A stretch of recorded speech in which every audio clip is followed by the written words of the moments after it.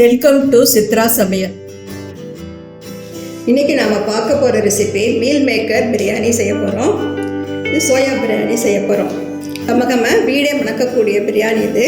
Non veg எடுக்காத நேரத்தில் இந்த மாதிரி மீல் மேக்கர் பிரியாணி செஞ்சு சாப்பிட்டா நான்வெஜ் சாப்பிட்ற மாதிரி இருக்கும். இது லஞ்ச் பாக்ஸ் ரெசிபியாக நம்ம செஞ்சு கொடுத்துடலாம். வாரம் 2 முறை எடுத்துக்கலாம். இதில் நார்ச்சத்து புரத சத்து நிறைய இருக்குது. முதல்ல நம்ம சோயாவை ஒரு கொதிக்கிற தண்ணியில் போட்டு ஒரு 10 நிமிஷம் ஊற வைக்க வேணும். இது நான் 100 கிராம் எடுத்துருக்கிறேன். அப்புறம் எடுத்துட்டு நல்லா பிழிஞ்சு இந்த பவுலில் நான் மாற்றி வச்சுருக்கிறேன். இது பாருங்கள், நல்லா உப்பி வந்துருக்கு பார்த்தீங்களா. இப்போ நம்ம இதுக்கு சோயா பிரியாணிக்கு ஒரு மசாலா நம்ம ரெடி பண்ணிக்கலாம். அதுக்கு தேவையான பொருளை இப்போ நம்ம பார்க்கலாம். 6 சின்ன வெங்காயம் உரித்து வச்சுருக்கிறோம். பூண்டு 5 பல் உரித்து வச்சுருக்கிறோம். இது கிராம்பு 4, பட்டை ஒரு 5 பீஸ், ஏலக்காய் 3, சோம்பு 1 ஸ்பூன், வரமல்லி 1 ஸ்பூன், கொத்தமல்லி கருவேப்பிலை கலந்து வச்சுருக்கிறேன். அது ஒரு கைப்பிடி அளவு. இது எல்லாம் மட்டும் மிக்சியில் நைஸாக அடித்து எடுத்துகிட்டு வரலாம். எடுத்து வச்ச மசாலா எல்லாம் போட்டு மிக்சியில் நைஸாக அரைச்சி பவுலில் மாற்றிருக்கிறோம். இப்போ நம்ம சுடுதண்ணியில் ஊற வச்சு எடுத்து வச்சுருக்கிற சோயாவோட மசாலா அரைச்சி வச்சுருக்கிறோம்ல, அதை 2 ஸ்பூன் போட்டுக்கலாம். 2 ஸ்பூன் கெட்டி தயிர் எடுத்து வச்சுருக்கிறேன், அதையும் இதில் போட்டுக்கலாம். உப்பு தேவையான அளவு அது நம்ம போட்டுக்கலாம். மிளகாத்தூள் 1 ஸ்பூன் அது போட்டுக்கலாம். இப்போ எல்லாம் கலந்து பிசைஞ்சு வச்சுக்கணும்.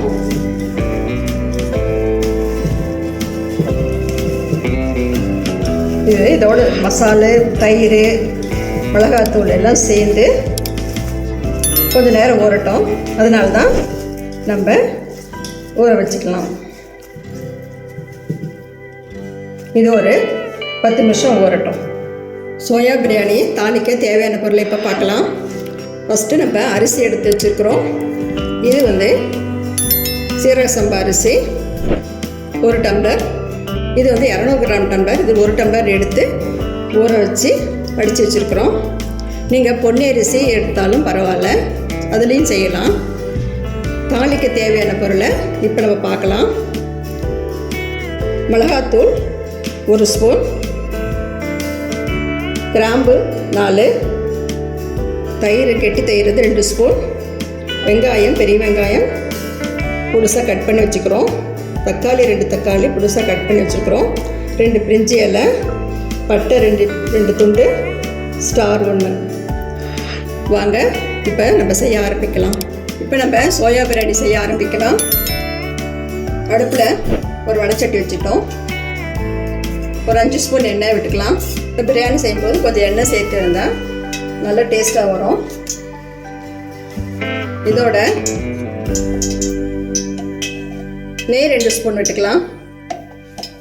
இன்னும் மணமாக இருக்கும் பிரியாணி செஞ்சு சாப்பிடும்போது. காயிட்டும் நெய்யும் எண்ணெயெல்லாம். நெய் எண்ணெய்லாம் நல்லா காஞ்சிருச்சு. இப்போ தாளிக்க ஆரம்பிக்கலாம். பட்டை அடுப்பை ஸ்லோவில் வச்சுக்கலாம். பட்டை, ஸ்டார், கிராம்பு, பிரிஞ்சி இலை, கருவேப்பிலை,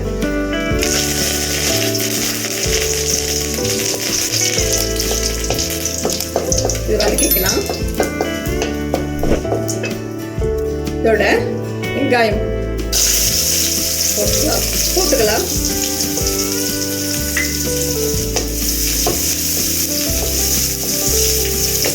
வெங்காயம் கொஞ்சம் நேரம் மாறட்டும். அது முன்னாடி நம்ம வதக்கிக்கலாம். வெங்காயம் நம்ம பொன்னிறமான வந்துருச்சு. இந்த மாதிரி நீங்களும் வதக்கிக்கணும். அடுத்தது தக்காளி போட்டுக்கலாம்.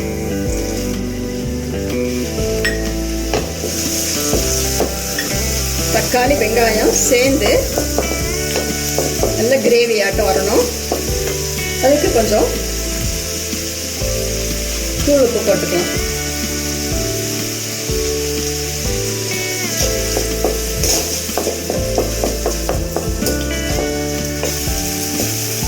தக்காளி வெங்காயம் இந்த மாதிரி வர வரைக்கும் நம்ம வதக்கிக்கணும். வதங்கிடுச்சு. அடுத்தது நம்ம மசாலா மீறி வச்சுருக்கிறோம்ல, அந்த மசாலாவை நம்ம இதோட போட்டு வதக்கிக்கலாம். எல்லாமே நம்ம பச்சையாக அரைச்சி வச்சுருக்குறோம். அதனால பச்சை வாசனை போகிற முடியும். இதை வந்து கொஞ்சம் வதக்கிக்கணும்.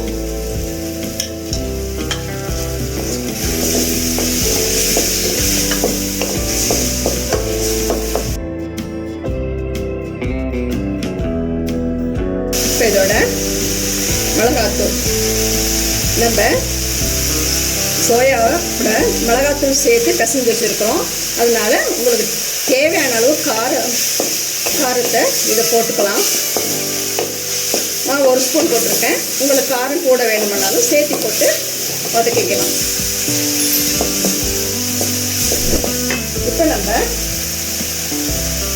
பரட்டி வச்சுருக்கிறோம்ல சோயா மசாலா, தயிர், உப்பு எல்லாம் மிளகாத்தூள் அதை வந்து இதோட போட்டு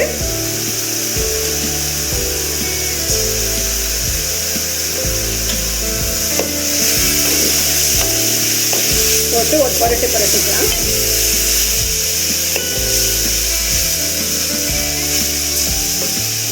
இப்போ நம்ம இன்னும் 2 ஸ்பூன் தயிர் எடுத்து வச்சுருக்கோம்ல, அதையும் இப்போ போட்டுக்கலாம்.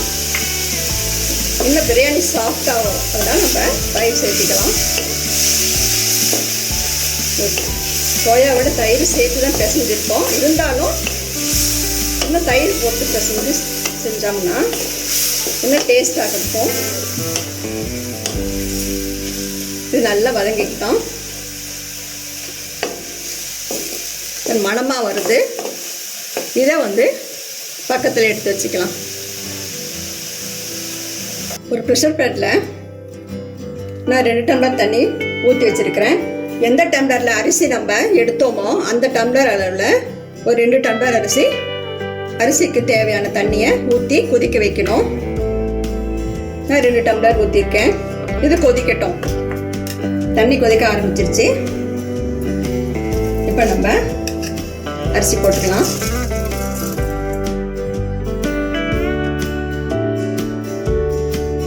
இது கூட நம்ம வறுத்து வச்சிருக்கிற எல்லாமே மசாலாலாம் போட்டு சோயாலாம் அதே போல இதில் போட்டுக்கலாம். தேவையான அளவு உப்பு போட்டுக்கலாம். அதிலே நம்ம தக்காளி வெங்காயம் வதங்கிறதுக்கு உப்பு போட்டிருக்கோம். அதனால் தேவையான அளவு உப்பு போட்டு ஒரு கலரிடலாம்.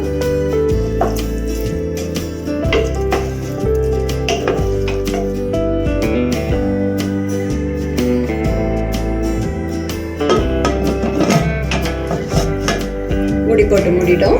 விசில் வச்சிடலாம்.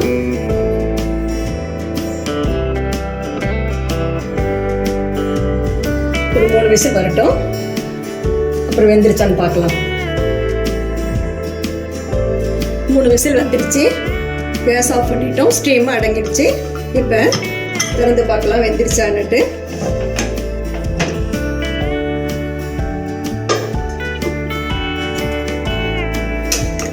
பாருங்க, ரொம்ப சூப்பராக வந்திருக்கு. மசாலா, சோயா, சாதம் எல்லாம் சேர்ந்து கமகமன்னு வாசனை வருது. பாருங்க, சூப்பராக வந்திருக்கு. இதை நம்ம ஒரு தட்டில் பரிமாறிக்கலாம். அதுக்கு முன்னால் டேஸ்ட் பண்ணி பார்க்கலாம். நம்ம உப்பு காரெல்லாம் சரியாக இருக்கான்னுட்டு.